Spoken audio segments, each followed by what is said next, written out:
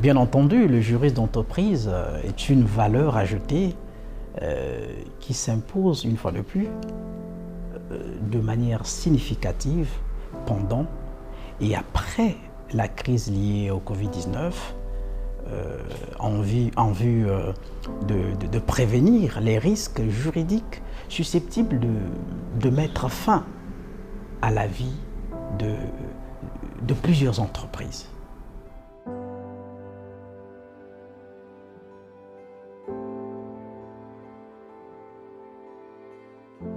Alors, qu'il s'agisse des néophytes ou encore des chefs d'entreprise confirmés, se faire accompagner par un juriste d'entreprise et, comment vous dire ça, s'inspirer des conseils de ce dernier constitue un atout considérable. Et donc, eu égard à l'ampleur de la crise économique dont nous venons de citer, laquelle crise est proclamée haut et fort avec éloquence, malheureusement, plusieurs risques juridiques vont amplifier l'agonie de beaucoup d'entreprises dépourvues d'astuces adéquates, il faut le dire ainsi.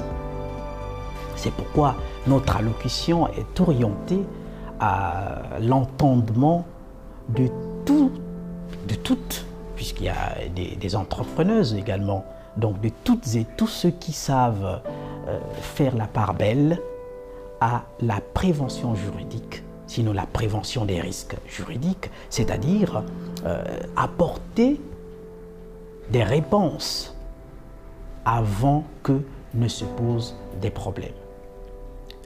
Et la dite prévention se matérialise généralement en deux phases, à savoir, en premier lieu, consulter l'avis d'un professionnel en matière de droit d'entreprise. Cette consultation est censée se faire avant, pendant et après chaque prise de décision. Par exemple, consulter un sachant avant le licenciement d'un salarié, afin d'éliminer, sinon d'éviter que ce licenciement ne soit requalifié après en termes de licenciement abusif. Et là, beaucoup d'entreprises, il n'y a plus de commentaires à faire, beaucoup d'entreprises sont tombées dans le piège, surtout pendant cette crise. Et en deuxième, sinon en second lieu, faire des avis, sinon de cet avis, s'il y en a un, s'il y a plusieurs, il y en a, faire de ces avis juridiques son outil, sinon sa force, ou mieux, son levier de gestion. Et ça s'appelle de la veille juridique.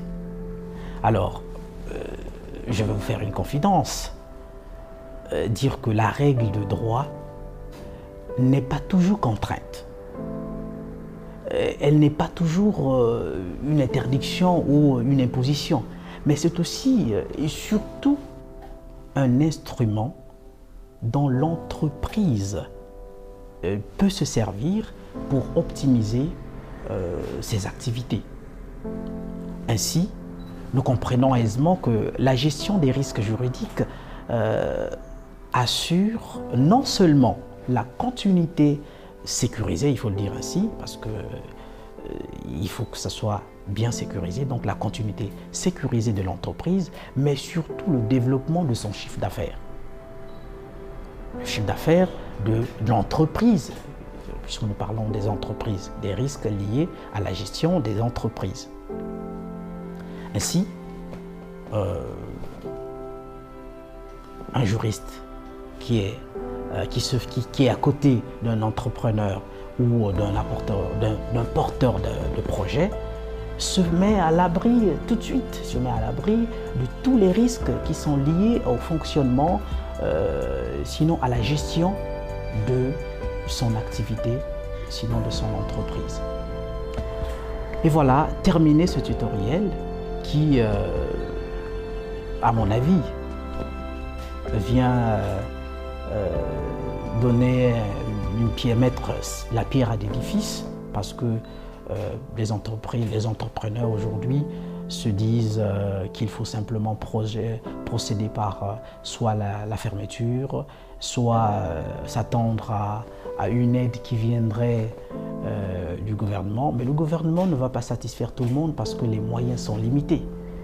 Et donc, il faut plutôt se tourner du côté de la règle de droit, pour essayer, sinon pour pallier à certaines obligations qui s'imposent présentement.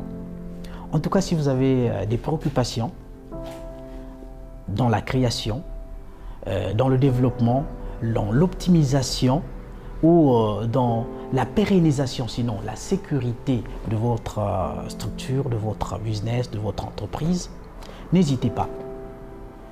On se dit à très bientôt.